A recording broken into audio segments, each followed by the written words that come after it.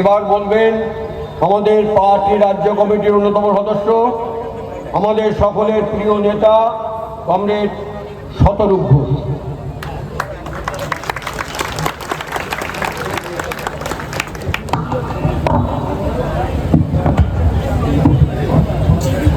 Comrade সভাপতি এতক্ষণ বলছিলেন, মঞ্চে আছেন পলাশদা আছে, আমাদের নেতা সেলিমদা আছেন, কমরেড সেলিম লাইন, রাজুদা আছে, এছাড়াও আমাদের বাকি নেতৃত্ব কর্মী সংগঠক যারা এখানে আছেন, আপনারা যারা দূর থেকে আমাদের কথা শুনছেন, আমার গুরুজনেরা, আমার ভাইয়েরা, বোনেরা, বন্ধুরা। দেখুন, আমরা শুরু করার আগে সভাপতি যখন প্রথম বলছিলেন, হিসেব দিচ্ছিলেন যে এখানকার যে চেয়ারম্যান আছে দীপঙ্কর, তার ওখান থেকে কত টাকা, ৮০ লক্ষ টাকা উদ্ধার হয়েছে তার দপ্তর থেকে, তার পুরসভার অফিস থেকে। তার বাইরে তার মোট ব্যাংকের যা সম্পত্তি রয়েছে তার মধ্যে একটা দুটো অ্যাকাউন্টের এখনো অব্দি হিসেব পাওয়া গেছে, আরো অ্যাকাউন্ট আছে। আপনারা জানেন তো, অ্যাকাউন্টে চোরেরা চুরির বেশি টাকা অ্যাকাউন্টে রাখেন। ১০০ টাকা চুরি করলে 10 টাকা অ্যাকাউন্টে রাখে, বাকি 90 টাকা বেনামে বিভিন্ন জায়গায় ছড়িয়ে ছিটিয়ে রাখে। তো নিজের নামে যা টাকার সম্পত্তি পাওয়া যাচ্ছে তার একটা হিসেব মোটামুটি এখানে দিলেন। তাতে আমরা দেখলাম যে মোটামুটি 5 কোটি টাকার মতো চুরির সম্পত্তি একটা চেয়ারম্যান কামিয়েছে। তো চেয়ারম্যান যদি 5 কোটি টাকা সম্পত্তি কামিয়ে থাকে, তাহলে এখানকার যে এমএলএ আছে লিটন, সে কত কোটি টাকা কামিয়েছে? আর যদি এমএলএ অত টাকা কামিয়ে থাকে, তাহলে এখানকার এমপি আজকে বেঁচে নেই। আমি তার নামে এনে আর নতুন করে এখন তাকে আক্রমণ করতে চাই না। ধরুন পাশের কেন্দ্রের এমপি ওই কলকাগুলি, ওকে কলকাগুলি বলি, আরজি করার পরে সে ইন্টারভিউ দিয়েছিল যে পশ্চিমবাংলায় নাকি মহিলা যারা ডাক্তার হতে চায় নাকি কোলে বসে পরীক্ষা দিয়ে তবে তারা ডাক্তার হয়। ও কার কোলে বসে পরীক্ষা দিয়ে ডাক্তার হয়েছিল জানি না। ডাক্তার হওয়ার জন্য যার কোলেই বসে থাকুক না কেন, এখন নিজের চুরি সম্পত্তি বাঁচানোর জন্য এখন বিজেপির কোলে গিয়ে বসেছে। যে এমপি গুলো কত টাকা কামিয়েছে? 5 কোটি টাকা যদি চেয়ারম্যান কামিয়ে থাকে, তাহলে কম করে 50 কোটি টাকা এমএলএ কামিয়েছে, কম করে 500 কোটি টাকা এমপি কামিয়েছে। তো 5 কোটি টাকা চুরি করা চেয়ারম্যান আর পঞ্চায়েতের মেম্বার গুলো জেল খাটবে, ওরা ডিমের বাড়ি খাবে। আর 50 কোটি টাকা, 500 কোটি টাকা চুরি করা এমএলএ আর এমপি গুলো বিজেপির কোলে বসে থাকবে। এই জিনিস আমরা বরদাস্ত করবো, এই জিনিস আমরা মেনে নেব। যারা বিজেপিকেও ভোট দিয়েছিলেন যে সাধারণ মানুষ, কেউ আমাদের শত্রু নন, তাদেরকে জিজ্ঞেস করছি, এই দৃশ্য দেখার জন্য ভোট দিয়েছিলেন? কোটি কোটি টাকা সম্পত্তি বানিয়েছে যে এমএলএ গুলো। এই এমএলএ সম্পর্কে শুভেন্দু অধিকারী মুখ্যমন্ত্রী হওয়ার পরে বলেছিলেন যে এই লিটন নাকি এই বাদুড়িয়ার চেয়ারম্যানের কাছ থেকে নাকি 9 কোটি টাকা নিয়েছে। মুখ্যমন্ত্রীর কাছে নাকি হিসেব আছে। স্বয়ং মুখ্যমন্ত্রীর চেয়ারে বসে শুভেন্দু অধিকারী কথা বলেছিলেন, যদি একটা চেয়ারম্যানের কাছ থেকে 9 কোটি টাকা নিয়ে থাকে, তাহলে বাকি কোথা থেকে জেলা পরিষদের কর্মাধ্যক্ষ ছিল, বাকি কোন জায়গা থেকে কত কোটি টাকা কামিয়েছে আমার থেকে ভালো আপনারা জানেন। এত এত কোটি টাকা যারা চুরি করবে, এত এত কোটি টাকা কামাবে, তারা রাত্রিবেলা এয়ারপোর্টের পাশে হোটেলে গিয়ে মুখ্যমন্ত্রীর সঙ্গে বসে চুপি চুপি মিটিং করে তারা সবাই ভালো ছেলে হয়ে যাবে, তারা সবাই ভালো মেয়ে হয়ে যাবে, তারা চুরির সম্পত্তি বাড়িতে বসে ভোগ করবে। বিজেপিকে ভোট দিয়েছিলেন যে সাধারণ মানুষ, তাকেও জিজ্ঞেস করছি, বলুন এইটাকে আমরা বরদাস্ত করব? এইটা আমরা হতে দেব নাকি এটা আমরা হতে দেব না পশ্চিমবাংলায়? আজকে বছরের পর বছর এই বাদুড়িয়া থেকে শুরু করে, স্বরূপনগর থেকে শুরু করে, দেগঙ্গা, হাবড়া, মিনাখা থেকে শুরু করে বসিরহাটের বিভিন্ন এলাকা যেখানে সংখ্যালঘু মানুষ বিশেষ করে বসবাস করেন, এলাকা এলাকায় গিয়ে এই তৃণমূলের নেতাগুলো পার্টি অফিস দখল করেছিল। আমাদের মিটিং করতে দেয়নি, মিছিল করতে দেয়নি, পঞ্চায়েতে প্রার্থী হতে দেয়নি, প্রার্থী হতে গেলে জোর করে হুমকি দিয়ে প্রার্থীপদ প্রত্যাহার করিয়েছে, যেটা পঞ্চায়েত দখল করেছে। সবকিছু করে তাদের বক্তব্য কি চুরি করেছে, ডাকাতি করেছে, সবকিছু করে একটাই বক্তব্য, দেখো যা করছি সব মেনে নাও, তারপরও বাপ্পা বলে আমাদের সঙ্গে থাকো। কেন না, আমরা কিন্তু বিজেপির বিরুদ্ধে লড়াই করছি। একমাত্র আমরা তৃণমূল কংগ্রেস বিজেপির বিরুদ্ধে লড়াই করছি। তাই আমরা সিপিএম কে এখন মারবো, আমরা কংগ্রেসকে মারবো, আমরা আইএসএফ কে মারবো, কাউকে আমরা পঞ্চায়েতে লড়তে দেবো না। আমরা পঞ্চায়েত দখল করে কোটি কোটি টাকা সম্পত্তি বানাবো, সব তোমাদেরকে মুখ বুঝে মেনে নিতে হবে। কারণ আমরা যদি না থাকি তাহলে কিন্তু বিজেপিকে আটকানোর কেউ থাকবে না। এখন রাজ্যে বিজেপির সরকার এসছে, কারণ বিজেপিকে আটকানোর নাম করে এই যে লিটনের মতো হারামখোরগুলো দিনের পর দিন অত্যাচার করেছে, এই হারামখোরগুলো সবার আগে বিজেপির পায়ে পড়েছে, সবার আগে বিজেপির কোলে গিয়ে বসেছে। 80টা এমপি পেয়ে তৃণমূল কংগ্রেস দলটা বিজেপির কাছে বিক্রি হয়ে গেছে। 80টা এমএলএ জিতে, ওদের 39 জন এমপি জিতে, 80 জন এমএলএ 39 জন এমপি মিলে একটা গোটা পার্টি বিজেপির কাছে বিক্রি হয়ে গেছে। আমরা একজন এমএলএ মিলে মাথা উঁচু করে দাঁড়িয়ে আছি রাস্তায় বিজেপির বিরুদ্ধে। গোটা বাংলায় লাল পতাকা উঠছিল, লাল পতাকা উঠছে, আগামী দিনেও লাল পতাকা উঠবে। আমাদের আঙুল থেকে ভোটের দাগ উঠতে পারলো না, তার আগে তৃণমূল পার্টিটা উঠে গেল। তাদের এখন বড় বড় ভাষণ শুনি কয়েকটা নেতার, বলছে 21শে জুলাই কে পালন করবে। কালকে মমতা ব্যানার্জি দাবি করেছেন যে ওনার পক্ষ 21শে জুলাই পালন করবে, তো তৃণমূলের যে পাল্টা পক্ষ যারা এখন বিজেপির কোলে বসে আছে তারা বলেছেন আমরা 21শে জুলাই পালন করব। কে শহীদ দিবস পালন করবে তাই নিয়ে তর্ক করতে করতে তৃণমূল পার্টিটাই শহীদ হয়ে গেছে। মরা মানুষকে আপনি ওষুধ দিয়ে কি করবেন? মরা মানুষকে ইঞ্জেকশন দিয়ে কি করবেন? ভাই তোদের পার্টিটা উঠে গেছে, তোদের পার্টিটা মরে গেছে। তোরা মিটিং কর, তোরা মিছিল কর, তোরা সমাবেশ কর, তোরা যা পারিস কর না কেন, তোদের পার্টির ডেথ সার্টিফিকেট লিখে দিয়েছে পশ্চিমবাংলার মানুষ। আমরা 15 বছর বিরোধী থেকেছি, ওরা 15 দিন বিরোধী থাকতে পারলো না, তার আগে একটা গোটা পার্টি উঠে গেল। কিন্তু প্রশ্ন হচ্ছে তৃণমূল উঠে গেছে মানে বিজেপি পশ্চিমবাংলায় খোলা মাঠ পেয়ে যাবে, আমরা থাকতে এই জিনিস হতে দেবো না। আমরা পলাশদা বলার সময় বলছিল প্রথম সরকার হওয়ার পরে বিজেপি জানতো, আরএসএস জানতো তৃণমূল বিক্রি হয়ে গেছে, কিন্তু সিপিআইএম কমিউনিস্ট পার্টি 15 বছর ধরে এত মার খেয়ে এত এদের কর্মী প্রাণ গেছে, এত কর্মী ঘর ছাড়া হয়েছে, জেল খেটেছে মিথ্যে মামলায়, তারপরও 15 বছর লড়ে গেছে মানে এরা আমাদের বিরুদ্ধে লড়ে যাবে। স্বাধীনতার আগে থেকে আরএসএস এর লোকেরা জানে, ওদের নেতা ছিল গোলওয়ালকার। যখন গোটা ভারত ব্রিটিশের বিরুদ্ধে লড়ছে সেই সময় আরএসএস এর গোলওয়ালকার বই লিখেছিল যে ভারতের মানুষকে বলছি, ভারতের হিন্দুদেরকে বলছি, ব্রিটিশের বিরুদ্ধে লড়ে তোমরা নিজের শক্তিকে ক্ষয় করো না, তোমাদেরকে লড়তে হবে মুসলমানের বিরুদ্ধে, খ্রিস্টানের বিরুদ্ধে আর কমিউনিস্টদের বিরুদ্ধে। স্বাধীনতা আন্দোলনের পিঠে ছুরি মেরেছিল দালালগুলো, তারা জানতো স্বাধীনতার আগে থেকে কমিউনিস্ট পার্টি আমাদের বিরুদ্ধে লড়ে এসছে, আরএসএস এর বিরুদ্ধে লড়ে এসছে। কমিউনিস্ট পার্টি পশ্চিমবাংলায় 1 ইঞ্চি জমি ছাড়বে না, যেখানে আমরা মানুষের উপর অত্যাচার করতে যাব কমিউনিস্ট পার্টি ঢুকে দাঁড়াবে।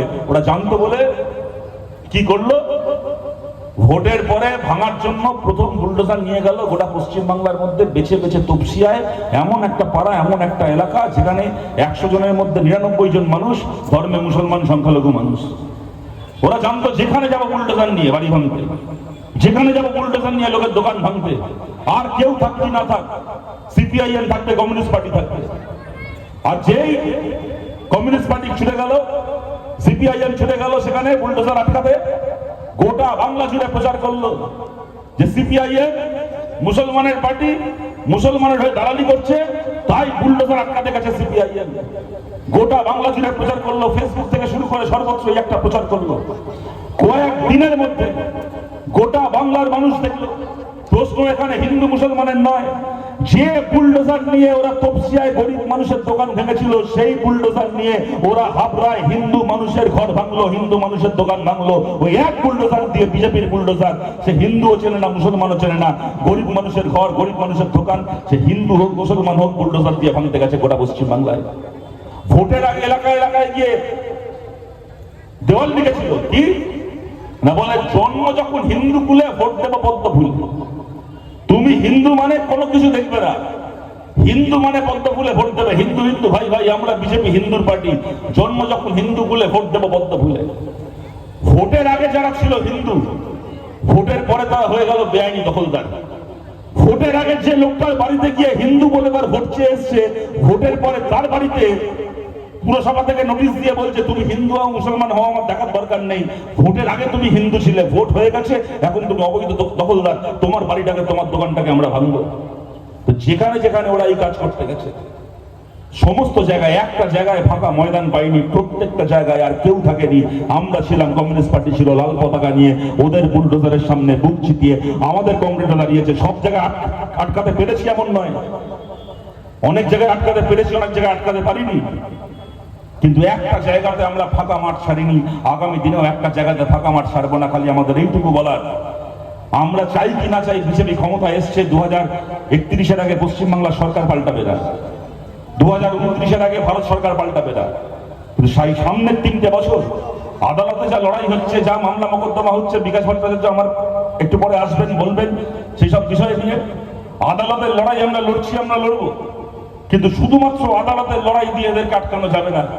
যেখানে যেখানে মানুষের ওপর এই অত্যাচার নেমে আসবে, বুক চিতিয়ে ওদের বুলডোজারের সামনে দাঁড়াতে হবে, বুক চিতিয়ে ওদের সামনে দাঁড়াতে হবে। এবং তার জন্য খালি যারা আমরা সিপিআইএম কে সমর্থন করেছিলাম, শুধুমাত্র সেই মানুষরা দাঁড়ালে হবে না। সিপিআইএম কে এর আগে সমর্থন করেননি যে মানুষ, তাদের কাছে আমরা বলছি আজকে বাংলার দিকে তাকিয়ে দেখুন। একদিন যা হয়েছে হয়েছে, সেই পুরনো কথা আজকে আর টেনে লাভ নেই, সেই দিন আর ফেরত আসবে না। কিন্তু আজকের পশ্চিমবাংলার দিকে তাকিয়ে দেখুন, আজকের পশ্চিমবাংলায় মাঝখান থেকে লাইন কাটা হয়ে গেছে। লাইনের এক পারে আছে শুভেন্দু অধিকারীর বিজেপি, আর একদিকে আছে কমিউনিস্ট পার্টির লাল পতাকা, মাঝখানে আর কেউ নেই। আজকের বাংলায় পক্ষ বেছে নিন, বিজেপির দিকে থাকবেন নাকি আমাদের দিকে থাকবেন। সবাই মিলে যদি আমরা ঢুকে দাঁড়াতে পারি, কোনো ভাগাভাগি না করে। এবং রাজুদা বলার সময় বলছিল, মমতা ব্যানার্জির মতো আমরা বলবো না যে সব মুসলমান সিপিএম কে ভোট দিন, যেটা মমতা ব্যানার্জি বলতেন মুসলমান এলাকায় গিয়ে। সব মুসলিম ভাই বোনকে বলছি তৃণমূলকে ভোট দিন। মমতা ব্যানার্জি ওই রাজনীতি করতেন বলে, ওই রাজনীতি দেখিয়ে আজকে বিজেপি পশ্চিমবাংলায় ক্ষমতায় এসছে। কেন খালি মুসলমান কেন বিজেপির বিরুদ্ধে ভোট দেবে? বাংলার হিন্দু মানুষ, বাংলার সাধারণ খেটে খাওয়া হিন্দু মানুষ, তারা কোন কালে সাম্প্রদায়িকতাকে সমর্থন করেছে? কোনোদিন করেনি। দেশভাগের যন্ত্রণায় যেখানে আমরা মিটিং করছি, এখান থেকে কয়েক কিলোমিটার দূরে ইছামতি নদী, বাংলাদেশ বর্ডার, এখানে ঘরে ঘরে এরকম উদ্বস্তু, পাড়ায় পাড়ায় এরকম উদ্বস্তু পরিবার আছে, যাদের বাপ দাদাদেরকে, বাপ ঠাকুরদাদেরকে ওপার বাংলা থেকে চোখের জল ফেলতে ফেলতে চলে আসতে হয়েছিল। তারপরও স্বাধীনতার পরে আজকে 70 বছর ধরে পশ্চিমবাংলার হিন্দু মানুষ, সাধারণ খেটে খাওয়া হিন্দু মানুষ একটা দিনের জন্য সাম্প্রদায়িক শক্তিকে প্রশ্রয় দেননি। চিরকাল বাংলার সাধারণ হিন্দু মানুষ সাম্প্রদায়িক শক্তির বিরুদ্ধে দাঁড়িয়েছে। মমতা বন্দ্যোপাধ্যায় এসে এমন রাজনীতি করলেন যেন হিন্দু মানেই সে বিজেপি, তাই সব মুসলমানকে তৃণমূল হতে হবে। এই রাজনীতি করে মমতা বন্দ্যোপাধ্যায় বাংলার সাধারণ হিন্দু মানুষের একটা বড় অংশকে বিজেপির দিকে ঠেলে দিয়েছেন। কোনো দরকার ছিল না এই রাজনীতি করার, কোনো দরকার ছিল না এই রাজনীতি করার। বাংলার হিন্দু মুসলমান চিরকাল একসঙ্গে বাংলাকে রক্ষা করেছে বিজেপির হাত থেকে, ভবিষ্যতেও করতো, আমরা জানি ভবিষ্যতে করবে। তাই আমরা বলছি, কে হিন্দু, কে মুসলমান, কে দলিত, কে আদিবাসী, কে খ্রিস্টান, কমিউনিস্ট পার্টি কোনোদিন সেই বিচার করবে না, সেই ভাগ করবে না। লাল পতাকা হাতে নিয়ে বাংলার খেটে খাওয়া হিন্দু মুসলমান সবাইকে একজোট হওয়ার আমরা আবেদন করছি। যারা যারা মনে করেন আজকে বলা নেই, কোয়া নেই, মানুষের ঘর ভাঙা, আজকে অভিষেক ব্যানার্জি, মমতা ব্যানার্জির ভাইপো, আপনাদের মনে আছে বিধানসভার ভোট হলো 2-3 দিনের মধ্যে টিভিতে ব্রেকিং নিউজ কি না, অভিষেকের বাড়িতে নাকি কলকাতা পুরসভা থেকে নোটিশ দেওয়া হয়েছে, অভিষেকের বাড়ি বেআইনি বুলডোজার দিয়ে ভাঙা হবে, নোটিশ দেওয়া হয়েছে। আজকে নেই নেই করে 1.5 মাসের উপর হয়ে গেল সেই ঘটনা। আজ অব্দি অভিষেক ব্যানার্জির বাড়িতে একটা আঁচড় দিতে যায়নি কেউ। কত নোটিশ দেওয়া, সিআইডির যাওয়া, টিভিতে খবর, ভাষণ পাল্টা ভাষণ, বিবৃতি পাল্টা বিবৃতি, সব দেখলাম। অভিষেককে তার জন্য আদালতেও যেতে হয়নি, আদালত কোনো স্টে অর্ডারও দেয়নি, এমনি এমনি কলকাতা পুরসভা নোটিশ দিয়ে ভুলে গেল।